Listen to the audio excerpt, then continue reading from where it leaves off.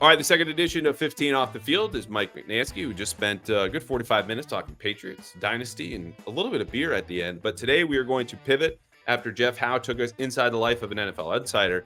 You are going to take us inside the Boston sports media market, which, well, okay, you're laughing at me. But here's the deal, right? Like giving yourself credit in the longevity of your career and the context you have and the understanding not only just of, radio life, I think the temperature that you're able to take on the fan base and the dynamics of it all, right? Where things have shifted, are shifting next.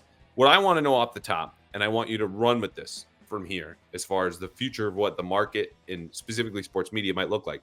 What have you gained in the last 14 months writing about this arena with a new perspective and understanding you've only gained by kind of stepping outside of it and now focusing more of your effort and attention on what the sports media scene is here in Boston? What do you know now? Again, if any of this comes across, I know nothing. Okay, I'm a fan like you guys are. I like sports. I like media. I like gossip. Why am I having you on? You know stuff. I'm just prefacing it by saying, like, I'm just like everyone else. I'm a fan, and I now consume this stuff. Like I was in it for X amount of years, and now I'm in it in a different way and sort of consume it like you folks do on my radio, on my podcast, on my TV. I would say specifically two things that stand out to me the last year plus. First and foremost is like I think now I can tell, Callahan, when someone is just faking it and someone is passionate about what they're talking about. And why that's important is because when I was growing up, you had ESPN, you had Nesson, you had it wasn't even NBC Sports Boston, it was Sports Channel back then. Basically limited outlets for where you got your sports. And so it was one sports station. It was just WEEI. And so you were sort of stuck with that. Okay. You were listening to Dale and Eddie, whether you liked that some hockey guest was on or not. Okay. You were listening to the big show, no matter if you liked the co-host that day or not. Dennis and Callahan, you're listening to growing up because that was the show that was on in the morning. That doesn't exist anymore. Like there are a million options everywhere between podcast, YouTube, TikTok, now one huge sports radio station in Boston, which we can get to, multiple TV outlets, message boards, Discord, social media. You can get it anywhere. And so to me, if you are doing it on a huge platform, you better really be passionate about it, where it comes across to me as a listener, like, oh, this guy cares about this. He's into it. He's committed to it. Or you better be entertaining. If you're just doing it to do it, I think I can tell and the listener can tell, and there are more options than ever to now change the channel and find something else. So I look back at things that I did. I did hours of segments where I was doing it just to do it.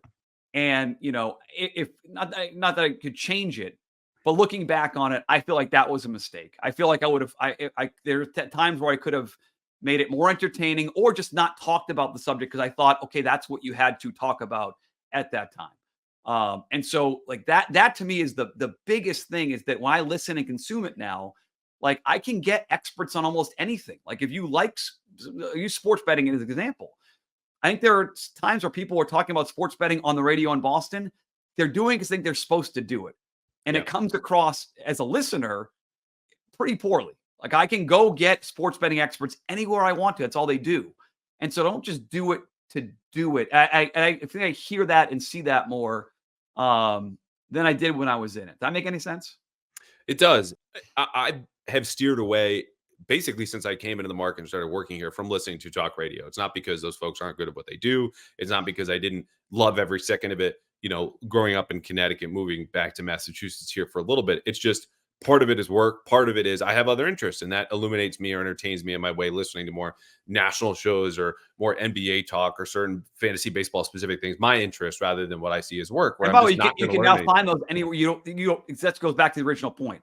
Like you don't have to go to the Boston TV or Boston radio stations to get what you want as a consumer, because now there's so much more available to you. It's so fractured. Like it's fractured, specialized. You can find what you want. You're not now stuck with whatever. And by the way, there's still people that will just leave their station on the TV or the radio, whatever was on the night before. But I think it's the audience is getting younger and have now grown up with this. It is now, this is the second point, is easy than ever to move on from what you're watching or listening to and go, no, I can find 50,000 other things. Sports on TV is seeing this because people are on their phones while they're watching a live event. Like you were at the Celtics game. You're covering the Celtics game on Thursday night or Wednesday night. I'm at home and I'm watching it, but I'm also on my phone. And it's become so fractured. You better catch me with what you're talking about. You better find a way to hook me in, because at my fingertips, there is something that I can scroll to get that fix immediately. If what you're doing, what you're talking about, whatever segment it is, TV, radio, is not something I'm interested in. Okay, so what's next? Because I think baked into there's a wider menu, and you can go pick and choose whatever you want: the information, the entertainment, a combination of the two, a lower temperature show, a constant spitfire of hot takes and anger and simplistic cynicism, which is a different topic. But like, where is this going next? Specific to this market in the media, what do you think is going to draw a larger audience that hasn't already? Well, I think it's interesting. I think there was for a long time, the suggestion that it was a market for like 3 sports talk stations, that you could have a third. And at time you did with 1510, the Zone, EEI, and the Sports Hub. We're now close than ever to like a one sports talk city. If you go by the Nielsen ratings, which are not perfect, I admit that, but the Nielsen ratings suggest that on a 3 to 4 to 5 to 6 times ratio, people are listening to the Sports Hub versus WEEI. And I'll be curious in the next year or so if there's any change to that, because it's been a pretty historic gap between the two stations now for a while. The football season got a little bit closer, but you're seeing now with some of the weeklies and monthlies that have come out for winter, where the Sports Hub again is extending their lead. And this happens in other markets, like in New York, for example. FAN is way up here, and ESPN Radio is way down here. Same thing in Philadelphia, where you have WIP and you have WPEN, which is the Fanatic. I always thought they'd be sort of close back and forth, the EI and the Sports Hub. As someone who worked there, was in those battles for their worth for a long time. The gap's pretty wide now, and I don't know if that's going to be sustainable based on the Nielsen ratings long term, and based on the parent company for EI, Odyssey, just sold off through bankruptcy, and they have new owners now. George Soros, who's very much into political talk on one side of the aisle. He's now involved as like the major owner of these stations. What does that mean for all these stations across the country? Specifically sports talk, and specifically in a market where you're being dominated by the other. Does that open the door for a third station to come in and say, well, we can split EEI in half and do pretty well and make some money there? Does that tell people that there's only a one sports talk station now? That's something I think worth watching for the next 12 or 18 months, how that battle plays out. It's not really a battle right now. It's very lopsided. But is there any change in the temperature there? Is there anything that will happen either financially or with the rating side of it that will change that? Because right now it's a one-sided story, quite frankly. It really is. And look, if I'm being honest, you could say the same thing about the Globe and the Herald, right? And that's due to a variety of factors, I think, outside of the control of folks like me who work on the editorial side and the writers, but the circulation numbers are what they are. There's still a brand equity to WEEI or the Herald, or certainly the Globe or 98.5. But in the same vein, again, with the menu of options, people can make their own decisions for themselves, not only what they want, but also how good they think it is. Lord knows there are plenty of those people on Twitter and in my mentions about how good or bad things are that we produce. I would say this on the whole, and this is part of the reason we launched this YouTube channel here, is I think this is where things have pivoted. I think this is where they continue to pivot. I mentioned McAfee earlier, the rise of his show strictly through YouTube. I don't do it. I don't get it. If I want to listen to a podcast, it's just going to be an audio medium for me. But people will watch these. Our numbers are great on YouTube. And I appreciate everyone who listens. I'm curious who makes that pivot fastest. Because, yes, I think it will be lopsided 98.5 and EEI if we're looking at sports talk stations. Who can master or get ahead in the way that podcasters want the advantage now to? Who's going to have the bigger YouTube presence and draw that audience and drive it and make everything into smaller bites? Because I don't care where you look in general media or sports media, that's where things are. And I think they will be for a little while. So whether that's up to, the managers of the stations or the producers, I don't know. But I think that is going to be a big pivot point for who can kind of stay a step ahead in the way that, they're good now, but we know the fall of EEI as it is came from just kind of being content and complacent. And that's true in any business, adapt or die. Yeah, and I as someone it's more a question for you. Like, so you write in a long form, and I guess now with mutstack.com, it's more of a long form medium, at least on Fridays. Do you see a transition there? Do you sense the appetite for, like, as the audiences, you grow up now with this fractured thing, right? You see kids now in their teens grew up with the internet. Like, is there just less of an app? They just want it in bites. Do you get a sense that's where it's going? In everything. I thought our conversation where you mentioned New Balance was going to be the oldest sounding conversation we had. Like, this near analogy, and here we are. These kids, we got the internet in their pocket. No, but True story, forget though. the internet. It's just how about smaller portions then? How No, about no, smaller you're bites of absolutely it? right. Versus the I big have felt my own personal attention span over the last 10 years, which granted was not great to begin with, shrink and shrink and shrink and become honestly detrimental to some parts of like my working life until it's deadline and I have this juice and energy. And I just have to do it. And that's, I think, a function of constantly being on Twitter, part for work, part because that's a good news source for me. And so for kids who grow up with that, when your brain is still, so spongy and being formed, like, yes, I don't see a world in which you pivot back to things that take longer, or are more long form. That said, Wright Thompson drops this epic on Caitlin Clark for ESPN, and I'm sure that has been one of the most, if not the most, read story for them this year, as was his Tiger Woods epic in reporting on there. So there's still a place for it. But yeah, I think who can master the bite size, where the audience is now, TikTok, Instagram, YouTube Shorts. Like, I don't see the brand names that we've mentioned fully jumping in there yet. And whoever does, I think, will at least gain a leg up for the next few years. And I've said this for a couple of years now, and I'm not first to say it, and maybe we're years and years away from this, but there will be a point, and maybe there is now. Like, I still drive a Toyota Camry, much respect, but there are going to be cars where, like, and I've seen YouTube videos, ironically, where they show you how to do this, like to mount your tablet or mount your TV screen right there, and you're streaming right in your car.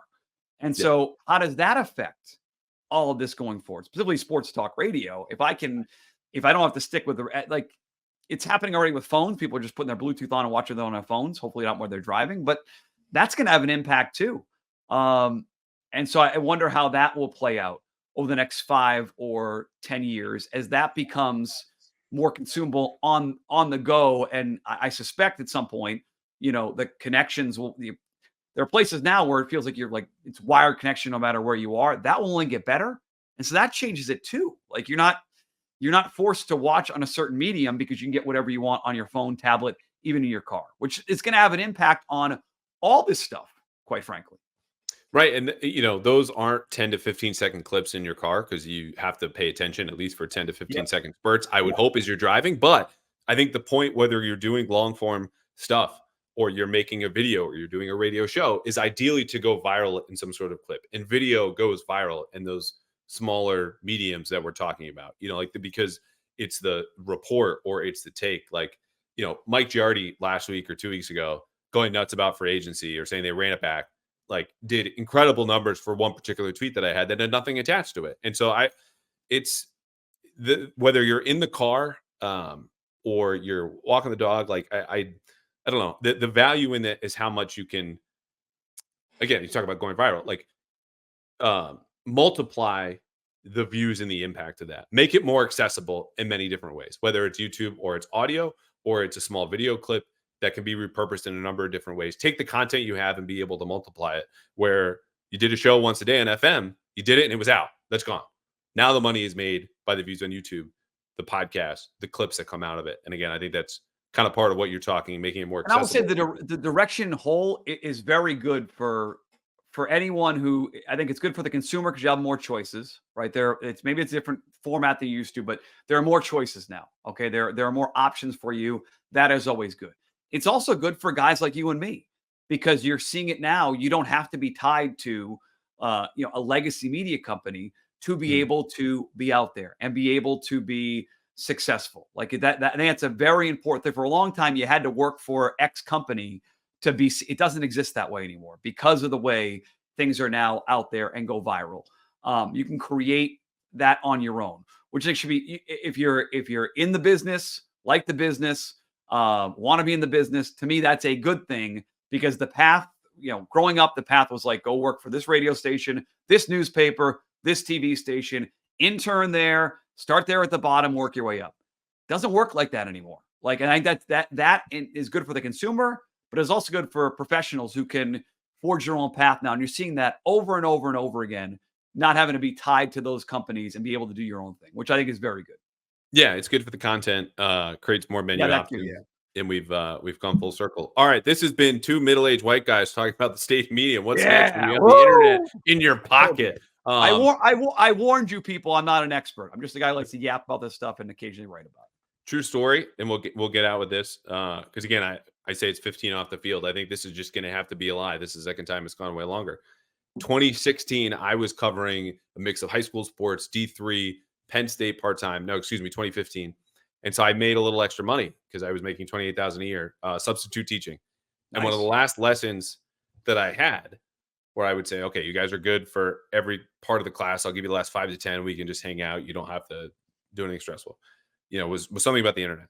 And so I'm standing there in front of the class. I'm like, well, believe it or not, like when I was growing up, and I was like 25, 26, you would have to wait a minute. No one else could be on the phone. And then it made this sound. And I did the dial-up noise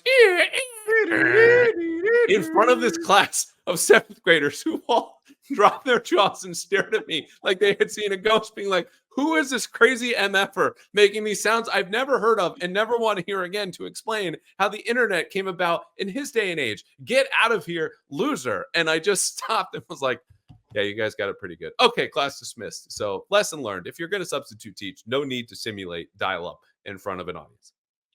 Well, that being said, like I would come back and do 15 more minutes of like what it was like and tell war stories of like you used to get like a CD in the mail for America Online, and that would have a certain amount of hours you could use it. Once that was gone, you couldn't use it anymore. Or like you said, God forbid, you're on the internet, mom's with the phone, and now you're in the Stats Inc. chat room and your baseball stats chat is gone because mom picked up her phone. These are things we should be doing 15 minutes on, not my terrible media takes. Well, that being said, read him, subscribe. It's free. Yes. The Mutstack, sports media, Patriots, Red Sox, Celtics, Nuggets, thoughts, gambling, horse racing, all the good stuff. I've taken way more of your time than I promised. Thank you, sir, for delivering as always. And I will call you back, not when I'm in need, but when you come up again in the rotation. All right? Anytime, man. I appreciate it. You can subscribe for free at mutstack.com, and no more dial-up talk. I promise. You got it. You're the best.